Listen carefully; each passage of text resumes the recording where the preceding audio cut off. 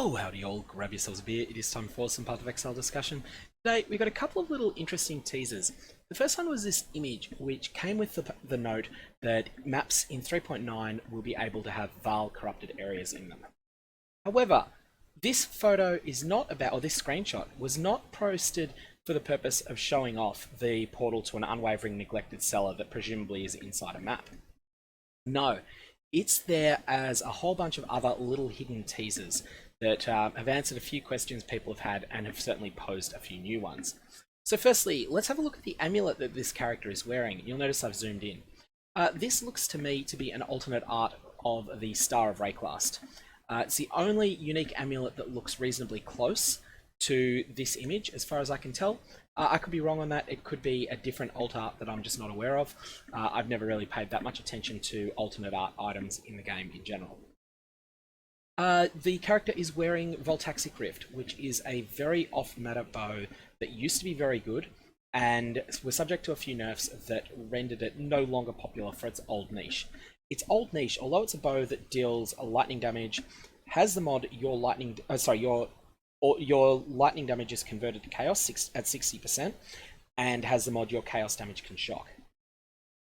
Although this seems like something that would be a great bow for using with skills like Lightning Shot, it was actually used with skills like Spark and particularly Vaal Spark, because being able to get the chaos damage, being able to convert all of your damage into chaos back then, meant that you would be relatively immune to Reflect. Now, the conversion was changed from 100% Lightning to Chaos to 60%, and the item has never recovered in popularity since. It's still pretty rare, and as a result, it'd be interesting if it has been overhauled. It may be something that is used again. Of course, it may just have been put there to mess with their heads as well. But the big information is actually what's hidden at the bottom of the screen in the character's inventory. So we've got the suspected alternate Ask Star of Rayclast there. We've got an alternate art Dying Sun. Maybe it's just had an art change.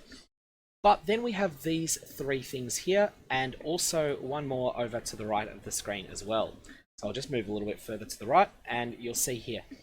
This we suspect to be added Chaos Damage Plus, or all of the support gem pluses are being renamed. So the only thing we're getting here is the artwork. Here we have a tradable item that is presumably an Elder map that has been got the Eradicator as the map boss of it. The reason I think it's the Eradicator is because of the blue coloring. He is the lightning themed boss. So this gives us a sense of what the new maps look like, but also what an Elder map can look like when it's got the Eradicator in it. So let's just go and zoom in a little bit on that. Next up we have what I presume is an Elder fragment. The way that you're going to access the Elder encounter in 3.9 is going to be by completing these maps. You will then get fragments that you can then use to open the Elder encounter. I'm going to assume that this is that this is the fragment for the Elder. This here, people online and Reddit have been speculating that this is a new design for the Shaper fragments. I actually think that's wrong. I believe this is a fragment for the Elder encounter. It was mentioned at ExileCon, and I haven't been able to find anything backing this up, that the fragments will be that you'll be able to combine a matching Elder fragment with the same Shaper fragment. So the top left goes with the top left to create a top left of the Elder encounter. It may also be possible to get the Elder fragments dropping as is. We'll have to test that one out. In terms of other things that people have been talking about a bit online, people have been thinking that this was some new interesting support. I believe that's just curse on hit. That ampersand there just signifies that this curse here is linked to curse on hit, and so that's nothing new as far as I can tell. The rest of the gear here, we've got Sarconjas, we've got one of the Beric strings, we've got the Taming, we've got Impulsor, we've got Sedemas, we've got Headhunter, we've got Goldworm, and we've got Drillneck. Nothing there appears to have changed. It's just this amulet that I can't place. There's a bit of talk about Vaal Axegrift because no one would be using it at the moment. It's generally, certainly no one that can afford a Headhunter would want to use the Vaal Axegrift. So for that reason, that definitely drew some interest. Anyway, that's enough on the stuff about Vaal side areas, the hidden information. The actual decision to put Vaal side areas into maps is going to be a real game changer, though. So as you can see here on Reddit, in 3.9.0, maps can have Vaal side areas. This is going to be a real game changer for purposes of finding Vaal fragments and basically just bringing the content around Sacrifice of the Vaal up to the modern game. One thing I do hope, because like back when Sacrifice of the Vaal came out, players spent a lot longer outside maps than they do now. Nowadays, veteran players can still rush to maps in, well, nowadays you can rush to maps in 4 hours. I think back then it was more like 6 or 7. But back at the time of Sacrifice of the Vaal, you would find that it was still worth farming some of the areas late in the storyline content. Merciless Dried Lake was very popular, and players could often stay in those areas until about level 80. Now, some people still do this with the level 61 zone Blood Aqueduct, but whilst I understand why people do that, and it does have a good divination card in it, I think it is just better to push past to maps for most players. So for that reason, the Vaal side areas sort of fall a little bit out of favour. Like, you just don't see them very much once you've got to level 70 or so on a character. Once you've killed Katava, the only times you will see Vaal side areas is if you very deliberately seek them out for a specific reason. Having them in maps is going to be great for that. It means that you'll be able to engage with this content more. Lastly, it may also mean that you'll be engaging with higher level versions of this content, which will be really interesting. There's a couple of reasons for that. Firstly, the bosses in them are pretty nasty. The reason they don't seem nasty to us, at least to veteran players, is because they're monster level 68 or 69 at the highest when you encounter them. But if you were to encounter them at monster level 82 or 83 or even potentially 84, if you're in a tier 16 map, Vaal side areas are usually one level higher. So you could be talking a monster level 84 area. That could conceivably have some pretty scary monsters in it.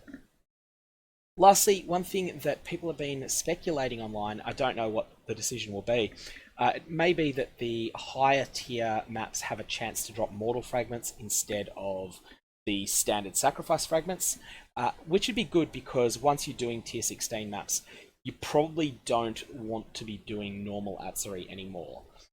You may want some of the rewards from normal Atzeri, but the actual content will not be engaging. It'll just be really boring. Either you'll just blitz through it, killing everything in one hit, or you'll stuff up and die to something in there. But it's not particularly fun, whereas the alluring Abyss version of the fight is much more engaging if you're a character is powerful enough that you can tackle tier 16 maps.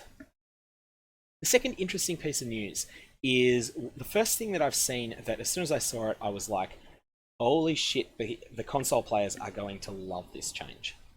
Now, if you're a PC player like I am, this is a very minimal change to you. What's happening is that in Conquerors of the Atlas, you can now add item filters to your account through the Path of Exile website. So essentially, on the Path of Exile website, you can log in, you can create an item filter as a text block and upload it, and then that'll be available as a choice for you to choose on your character. Now, that's not too much different to the current procedure. Current procedure for PC players is that you find your loot filter, design it however you want. Maybe you use one of their community tools like Neversink's website, filterblade.xyz. Maybe you do it yourself in a text editor if you're confident enough with the syntax. Then you save it as a text file with a .filter extension, and you put it into the Path of Exile directory. So that works. It assumes that you've got a little bit of knowledge of how Windows works, but you don't need to be any sort of advanced knowledge. You just need to be able to find your way around file structure. However, if you're a console player, you don't have this option. Console players don't seem to have any real ability to modify the game beyond the in-game settings, and the game launches with a number of filters in it. So what this is going to let you do is create a custom filter and upload it from a PC, assuming you've got access to a PC or a netbook or hell, even a phone if you're really desperate. You can then create a filter, upload it to the cloud, and attach it to your Path of Exile account. And then when you log into Path of Exile on your PlayStation or your Xbox, you'll then be able to select that filter that you've designed. So for a PC player, this is no real change, but for a console player, this transforms the situation from you have access to only Grinding Gear Games design filters plus Neversink design filters plus maybe a couple others. I'm not sure. I don't play console. To now you have the full PC version flexibility where you can say, you know what, I want to start with this filter, but I want to modify it in this way, and this way. I want to make it so that I always see low tier maps, but I otherwise have a very strict filter. I want to make it so that I'm running a very strict filter, but that I really prioritize certain types of shaper items, things like that. Especially this is useful if you find yourself a specific crafting niche. You might find, for instance, that you're the most knowledgeable person in the entire game on crafting, say, jewels using aberrant fossils. This is a narrow crafting niche. It's something that can be very, very powerful, but it's also something that not many people do. Not many people want these jewels, and not many people, for that matter, not many people know they're available, but not many people are creating them either. And so in that case, you're going to want to prioritize aberrant fossils and the particular jewels that you're going to be, jewel bases that you're going to be crafting on, much higher than another player would. So for that reason, this is going to be a real godsend for console players. Anyways, this has been an interesting news day in that the news has mostly been hidden. I'm certainly looking forward to seeing if my initial speculation about these fragments is right, that this is an Elder fragment, top left Elder fragment, and that this is a bottom right Uber Elder fragment, and that this is a map that is occupied by the Constrictor, and not the Constrictor, the Eradicator. And that means that you can get tradable versions of these. They're not solely from Zana missions. But if you've got any comments or questions, fire away below, and have a good one.